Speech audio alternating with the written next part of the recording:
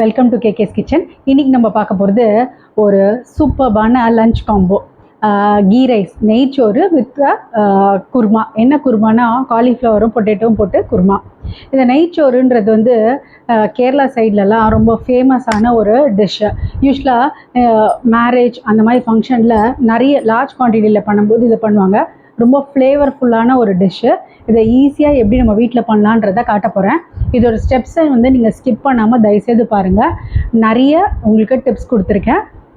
வாங்க இப்போ அது எப்படி பண்ணுறதுன்னு பார்க்கலாம்.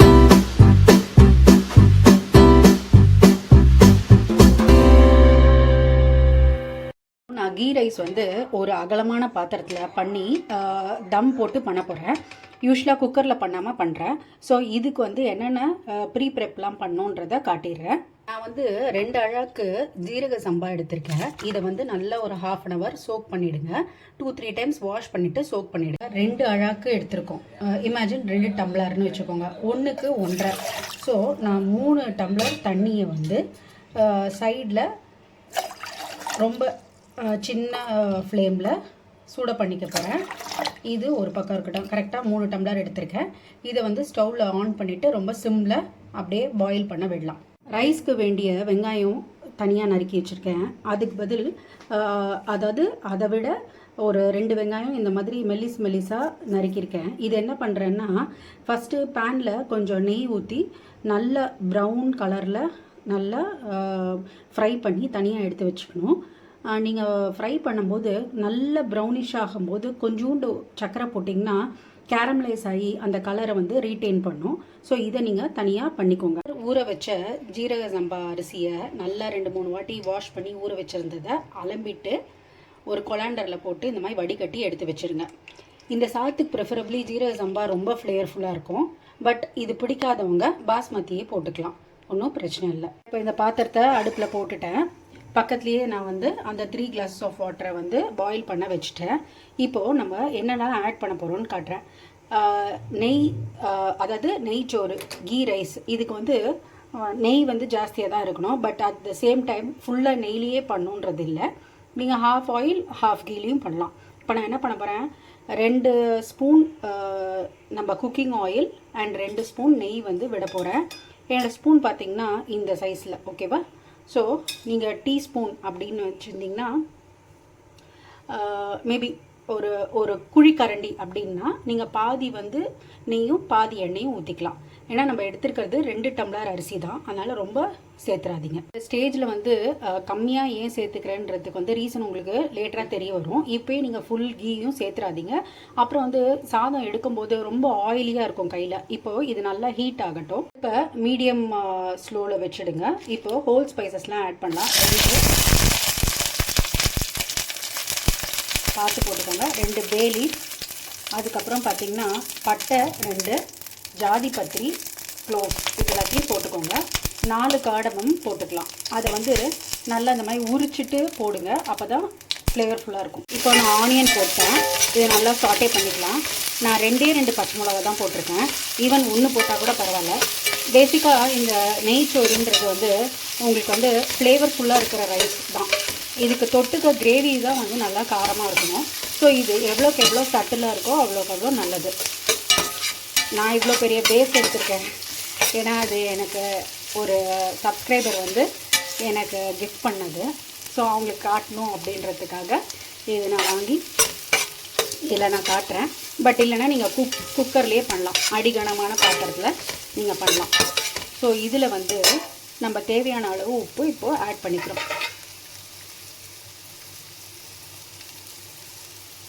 கம்மியாக போடுறது பெட்டருங்க. நான் 1.5 ஸ்பூன் தான் போட்டிருக்கேன். இப்போது இந்த ஸ்டேஜில் நீங்கள் இஞ்சி பூண்டு விழுது ரொம்ப கம்மியாக போட்டால் போதும். ஏன்னா ஜீரக சம்பா பை இட்செல்ஃப் நல்ல ஃப்ளேவர்ஃபுல் ரைஸு. அண்ட் நெய்ச்சோறில் போடுற ஸ்பைசஸ் இன்க்ரீடியன்ட்ஸ் எல்லாமே ஃப்ளேவர்ஃபுல்லாக இருக்கும். நம்ம இஞ்சி பூண்டு விழுது நிறைய போட்டோன்னா அது வந்து ஒரு பிரிஞ்சி ரைஸோட சாயலில் வந்துடும். அதனால் ரொம்ப ஒரு 1/2 ஸ்பூன் போட்டால் போதும். இந்த சின்ன ஸ்பூனில் ஒரே ஒரு ஸ்பூன் தான் போட்டிருக்கேன். இந்த டைமில் ஒரு ஹேண்ட்ஃபுல் ஆஃப் கேஷ்யூஸ் நம்ம போட்டுக்கலாம். ஏன்னா அது வந்து நல்லா வெந்து சாதத்தோடு சாப்பிடும்போது ரொம்ப நல்லாயிருக்கும். ஸோ அதையும் நான் இப்போ உடச்சி போட்டுக்கிறேன். இப்போ இதை நல்லா நம்ம ஃப்ரை பண்ணிடலாம். ஆனியன்ஸ் நல்லா ஃப்ரை ஆனோன்னா நெக்ஸ்ட்டு நான் சொல்லிடுறேன்.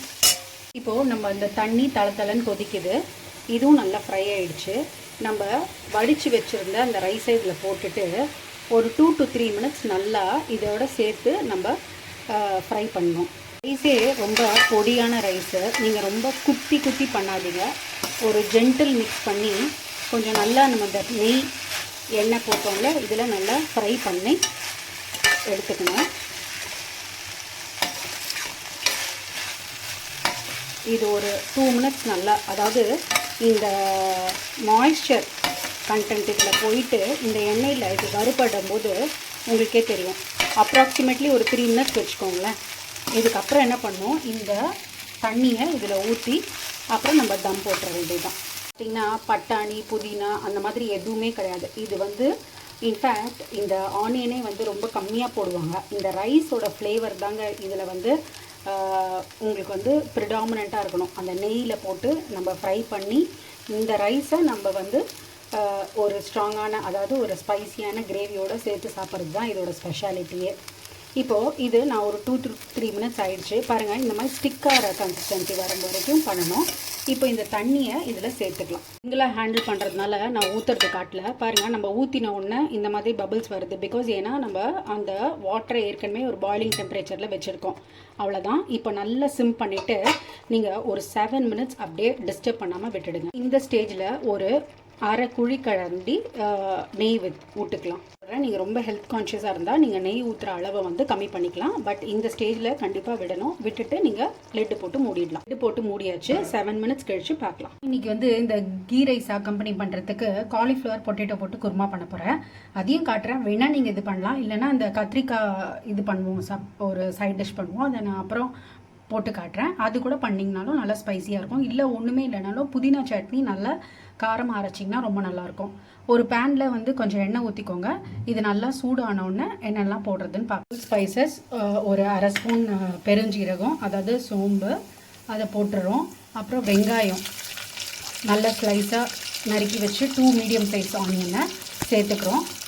இப்போது இதுக்கு மேலே நான் வந்து ஒரு ஸ்பூன் ஜிஞ்சர் கார்லிக் பேஸ்ட் போட்டுட்டு நல்லா ஃப்ரை பண்ண போகிறேன். உப்பு சேர்த்துடலாம். ஒரு கைப்பிடி பட்டாணி போட்டுருவேன். இது நல்லா வதங்கட்டும். உப்பு போட்டாச்சு. இப்போ வந்து தக்காளி சேர்த்துக்கலாம். அப்புறம் நம்ம காரப்பொடி, கரம் மசாலா. அந்த மசாலாலாம் வதக்கிட்டு இருக்கும்போது தேங்காய் ஒரு 1/4 மூடி எடுத்து இதை அரைச்சிட்டு வந்துடுறேன். நம்ம டொமேட்டோ நல்லா ஸ்மாஷ் ஆகி குக் ஆகணும். இந்த மாதிரி எண்ணெய் பிரிஞ்சு வரும்போது நம்ம இப்போ அந்த காய்கறி போட்டுட்டு தேங்காய் அரைச்சி விட்டதை போட்டுடலாம். இப்போது காலிஃப்ளவரை வந்து நீங்கள் நல்லா இந்த ஃப்ளாரட்ஸ் எடுத்து அலம்பி எடுத்து வச்சுக்கோங்க. உருளைக்கிழங்கு இந்த மாதிரி சின்னதாக கட் பண்ணிட்டிங்கன்னா நம்ம ஒரு விசில் விட்டோன்னா நல்லா வெந்துடும். ஸோ இந்த மாதிரி இருக்கும்போது இன்னும் ஒரு டம்ளர் தண்ணி ஊற்றி நான் ஒரே ஒரு விசில் விட்டு எடுத்துகிற போகிறேன். நம்மளை குக் பண்ணும்போது இந்த மாதிரி ஏதாவது ஒரு வெயிட்டை வச்சுட்டு குக் பண்ணிங்கன்னா பெட்டர் ரிசல்ட்ஸ் கிடைக்கும். ஏன்னா சைடில் வந்து இந்த ஸ்டீம் வெளியில் போகாமல் இது வந்து பாதுகாக்கும். இப்போ நம்ம இதை திறந்து பார்க்கலாம். நான் திறந்துட்டேன். இப்போ பாருங்கள் எவ்வளோ நல்லா குக் ஆகிருக்கு. இதை அப்படியே நீங்கள் ஆஃப் பண்ணிடலாம். நான் கரெக்டாக 8 மினிட்ஸ் குக் பண்ணேங்க. இப்போ என்ன பண்ணுங்கள், அந்த மூடியை போட்டு ஜஸ்ட்டு மூடிட்டு ஸ்டவ் ஆஃப் பண்ணிவிடுங்க. 5 மினிட்ஸ் to 10 மினிட்ஸ் கழித்து நீங்கள் திறந்தீங்கன்னா பர்ஃபெக்டாக குக் ஆகிருக்கும். குருமாவை ஓப்பன் பண்ணி பார்ப்போம். பாருங்கள், நல்லா திக்காக வந்திருக்கு. அண்ட் வந்து கன்சிஸ்டன்சி எப்படி இருக்குன்றதை நான் காட்டுறேன் உங்களுக்கு. இங்கே பாருங்கள், ரொம்ப வாட்ரியாகவும் இல்லாமல் நம்ம ரைஸ்க்கு ஏற்ற மாதிரி இருக்குது. இப்போ இதை சைடாக நம்ம எடுத்து வச்சுக்கலாம். உங்கள்கிட்ட புதினா லீவ்ஸ் இருந்தால் நீங்கள் மேலே கூட போட்டுக்கலாம். நம்ம குருமாவை எடுத்து வச்சுட்டு நம்ம கிட்ட இருக்கிற கொத்தமல்லியோ புதினாவோ நீங்கள் போட்டுட்டு மூடி வச்சிட்டிங்கன்னா சாப்பிடும்போது நல்லா ஃப்ளேவர்ஃபுல்லாக இருக்கும். இந்த குருமா மெத்தடே நீங்கள் வந்து சப்பாத்தி, பூரி, இட்லி, தோசை அதுக்கெல்லாமும் நீங்கள் சப்ஸ்டியூட் பண்ணிக்கலாம். ரொம்ப நல்லா வருங்க. ரொம்ப வந்து ஸ்பைஸியாக இல்லாமல் அதே மாதிரி தொட்டு சாப்பிட்றதுக்கு ரொம்ப ரொம்ப வண்டர்ஃபுல்லாக இருக்கும், யம்மியாக இருக்கும். குருமா ரெடி. நம்ம வந்து ரைஸ் எப்படி இருக்குன்றத பார்க்கலாம், எப்படி வந்திருக்குன்னு பாருங்கள். நல்லா வெந்திருக்கு. தெரியுதா உங்களுக்கு? எதுவும் ஒட்டலாம் இல்லை. அவசரப்பட்டு சுட சுட நீங்கள் எடுத்திங்கன்னா மேபி அடியில் ஸ்டிக் ஆகிற மாதிரி இருக்கும். அதனால தான் நான் உங்களை ஒரு 10 மினிட்ஸ் எதுவுமே டிஸ்டர்ப் பண்ண வேணாம்னு சொன்னேன். நல்லா பாருங்கள், ரைஸ் வந்து வெந்திருக்கு அண்ட் உதிராகவும் இருக்குது. ரொம்ப ஃப்ளேவர்ஃபுல்லாக இருக்குங்க. இந்த ஸ்டேஜில் நம்ம என்ன பண்ணுறோம், ஏற்கனவே நம்ம ஆனியன்ஸை ஃப்ரை பண்ணி வச்சுருந்தோம்ல, அதை இப்போது சேர்த்துடலாம். ஃபஸ்ட்டு ஸ்டெப் இது தான் பண்ணினோம். இதை சேர்த்துட்டு இதோட கலந்துடலாம். ஃப்ரைட் ஆனியன்ஸும் சேர்த்தாச்சு. ஆத்தென்டிக் வேல நம்ம வந்து கீ ரைஸ் நெய்ச்சோறு ரெடி பண்ணிட்டோம். இதில் வந்து சில பேர் பிடிச்சிருந்ததுன்னா நம்ம அதாவது உலர்ந்த திராட்சை, கிஸ்மிஸ்ஸு, அதுக்கப்புறம் கேஷ்நட்ஸை நீங்கள் கீயில் ஃப்ரை பண்ணி கூட மேலே போடலாம். நம்மளோட குருமாவும் ரெடியாக இருக்குது, நெய்ச்சோறும் ரெடியாக இருக்குது. பாருங்க, இந்த மாதிரி சுவையான நெய்ச்சோறு கீ ரைஸையும் ஒரு குருமாவையும் பேர் பண்ணி சாப்பிட்றதுக்கு ஆசைப்படாமல் இருப்பாங்க சொல்லுங்கள். அவ்வளோ டேஸ்டியராக வந்திருக்கு. கண்டிப்பாக நீங்கள் ட்ரை பண்ணி பாருங்கள். எவ்வளோ சூப்பராக வந்திருக்கு பார்த்தீங்களா? வீடு ஃபுல்லாக கமகமன் வாசனையாக இருக்குங்க. அவ்வளோ நல்லா வந்திருக்கு இந்த ரைஸை.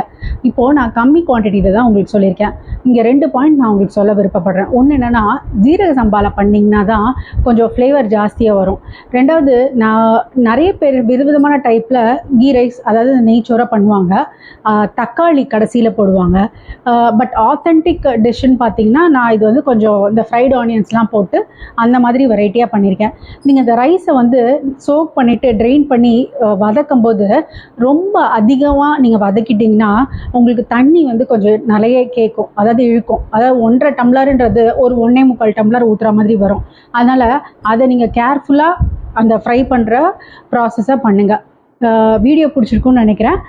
மறக்காமல் லைக், சப்ஸ்கிரைப், கமெண்ட் பண்ணுங்கள். வேறு ஒரு நல்ல ரெசிபியோடு நம்ம நெக்ஸ்ட் வீக் பார்க்கலாம். அது வரைக்கும் தேங்க்யூ, பாய்.